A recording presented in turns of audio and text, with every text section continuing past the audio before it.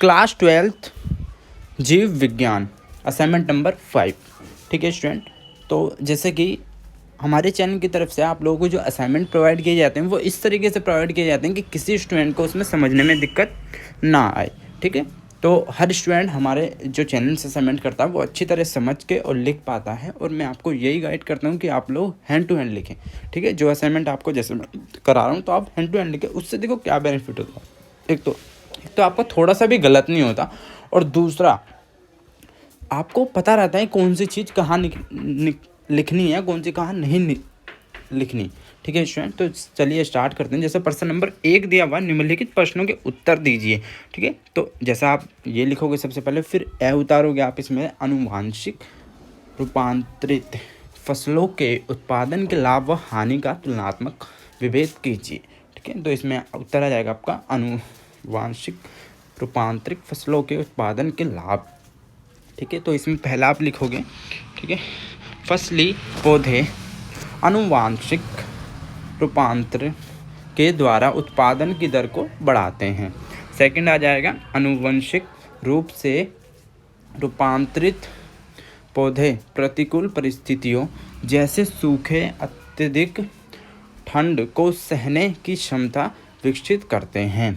Third में, अनुवांशिक रूप से रूपांतरित पौधों में विषाणु प्रतिरोधकता व हानिकारक कीट से प्रतिरोधकता का गुण विकसित किया जाता है। फोर्थ में आ जाएगा, फसली पौधों में अनुवांशिक रूपांतरण करके खनिज लवण को अवशोषित करने व प्रयुक्त करने के लिए पौधे विकसित किए गए हैं। अब इसमें आ जाएगा अनुवांशिक रूपांतरित फसलों के उत्पादन के हानि। ठीक है, इसमें एक आ गया, रपतणनाशी जीव जीन पौधों में प्रविष्ट कराए जाते हैं। इनसे फसली पौधों में से कोई भी स्वयं सुपर उपतण बन सकती है। सेकंड आ गया, अनुवांशिक रूपांतरित फसलें लोगों में एलर्जी उत्पन्न करती है। अनुवांशिक रूपांतरित फसलें बहुत महंगी पड़ती हैं। ठीक है, 4 आप लिखोगे, ऐसी फसलें काटने की प्रक्रिया में बहुत से पौधों के अवशेष भूमि में छोड़ दिए जाते हैं जो जैविक वायुमंडल को नुकसान पहुंचाते हैं। ठीक है, इसमें ब आ जाएगा, क्राई प्रोटीन क्या है। ठीक है, इसका ही क्वेश्चन नंबर फर्स्ट का ही सेकंड है। इसमें आप पूछा गया है कि क्राई प्रोटीन क्या होता है। ठीक है, तो इसमें जब हम उस जीव का नाम बताइए जो इसे पैदा करता है, मनुष्य इस प्रोटीन को अपने फायदे के लिए उपयोग में लाता है। ठीक है, इसका उत्तर हो जाएगा, उत्तर लिखेंगे इसमें, जीव विष जिस जीन द्वारा कुटबंध होते हैं उसे क्राई कहते हैं। कोई प्रोटीन क्रिस्टलाइन प्रोटीन का एक वर्ग बैसिलस थ्रूजेनेसिस जीवाणु की कुछ प्रजातियां कई प्रोटीन का निर्माण करती हैं। यह प्रोटीन फसल पादपों को कीड़ पिंडकों के प्रति प्रतिरोध बनाती है। ये कई प्रकार की होती हैं। उदाहरण के लिए जो proteins gene cry first AC व cry second AB cry second bird form को नियंत्रित करते हैं, जबकि cry first AB cry AB मक्का छेदक को नियंत्रित करता है। ये प्रोटीन कई प्रकार कीटों की प्रजातियों के लिए विष लेकिन मनुष्य के लिए हानिकारक नहीं है। ठीक है, फिर इसमें आ जाते हैं हम नीचे सेकंड क्वेश्चन की तरफ। सेकंड में दिया गया, खाद्य जाल किसे कहते हैं? घास पारिस्थितिक तंत्र का खाद्य जाल का चित्र बनाइए। ठीक है, तो इसमें हम देखेंगे सबसे पहले खाद्य जाल। पांतरिक का कोई भी जीव एक से अधिक खाद्य श्रृंखलाओं का सदस्य हो सकता है। ऐसा होने पर वह विभिन्न आहार श्रृंखलाओं के बीच एक कड़ी का काम करता है। इस प्रकार एक जैव समुदाय को सभी आहार श्रृंखलाएं मिलकर एक जाल का रूप ले लेती हैं, जिसे खाद्य जाल या आहार जाल कहते हैं। ठीक है, इसमें उदाहरण देख लेते हैं हम। उदाहरण के लिए देखिए, घास पारितंत्र में टिड्डे, चूहे, सशक, हिरण आदि पाए जाते हैं, जिन्हें मेढक, पंछी, भेड़िया आदि जंतु खाकर एक खाद्य जाल की संरचना करते हैं। इसे परितंत्र में एक भी श्रृंखला सीधी नहीं रह पाती।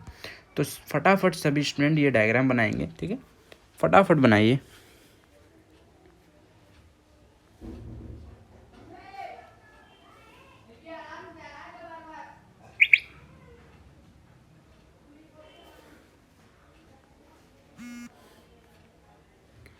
जल्दी जल्दी ये डायग्राम बनाइए स्टूडेंट।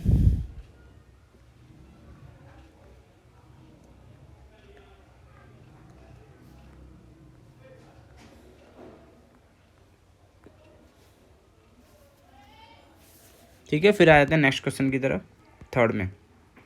उपघटन की परिभाषा लिखिए और इसका महत्व बताइए। ठीक है, इसमें आपको उपघटन की परिभाषा लिखनी है और उसका क्या महत्व होता है आपको ये इसमें समझाना है। ठीक है, तो देखते हैं हम लोग, इसमें दिया गया उपघटक जटिल कार्बनिक पदार्थों को कार्बनिक तत्वों जैसे CO2 जल पोषक पदार्थों में बांटा करने में सहायता करता है तथा इस प्रक्रिया को उपघटन कहते हैं। ठीक है,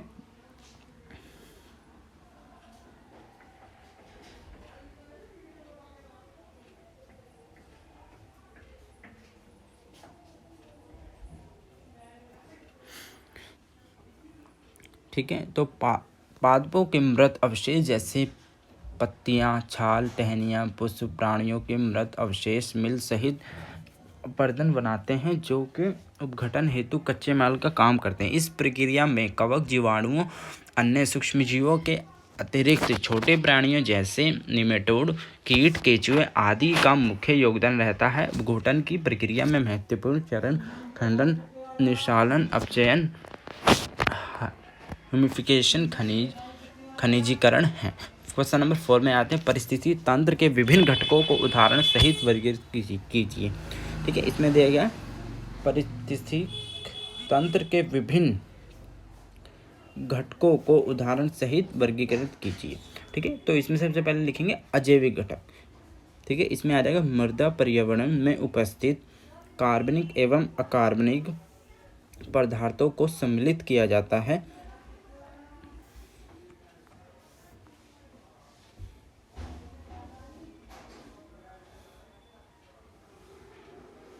ठीक है, प्रोटीन, कार्बोहाइड्रेट, वसा आदि अकार्बनिक पदार्थ में खनिज CO2, O2, जल, वायु, प्रकाश, तापमान आदि। ठीक है,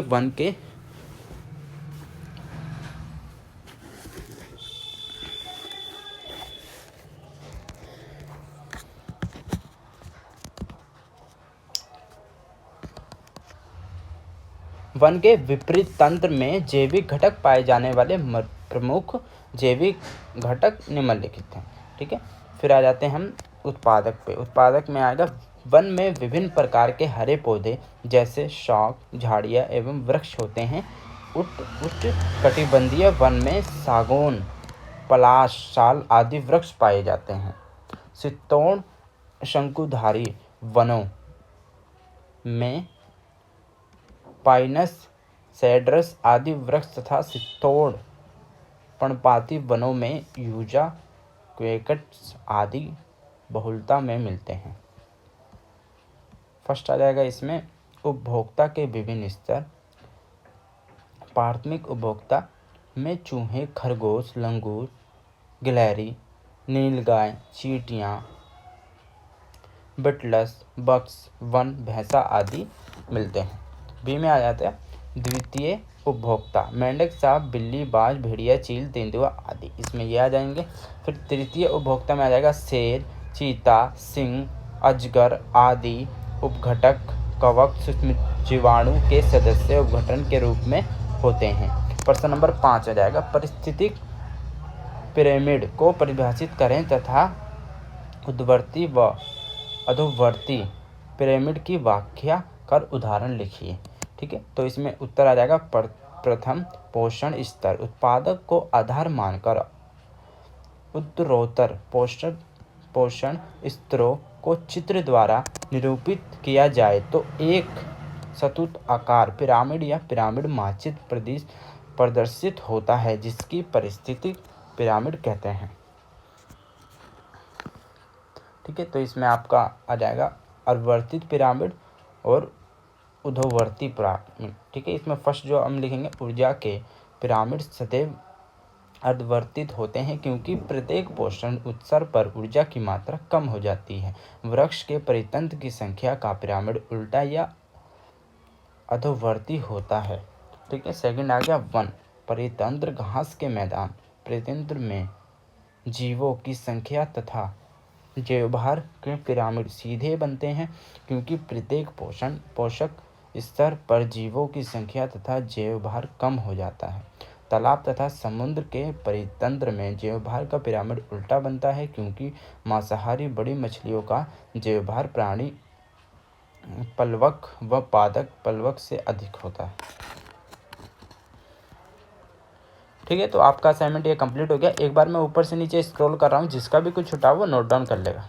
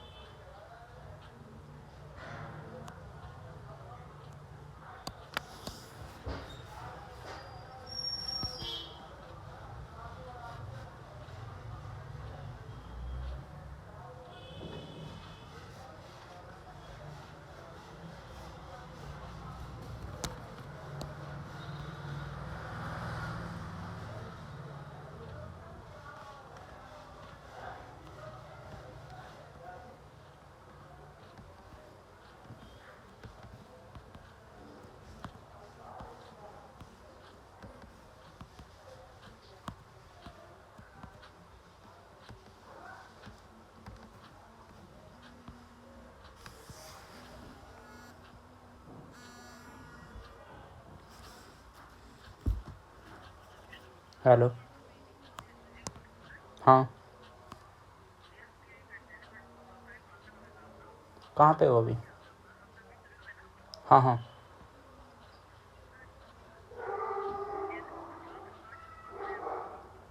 अभी आप हो कहाँ पे? कितनी देर में?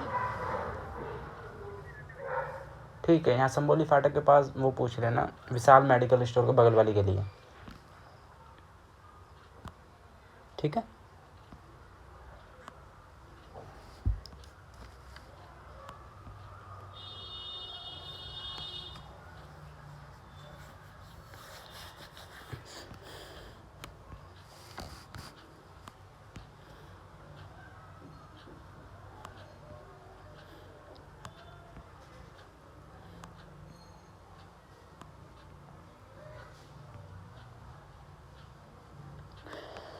जो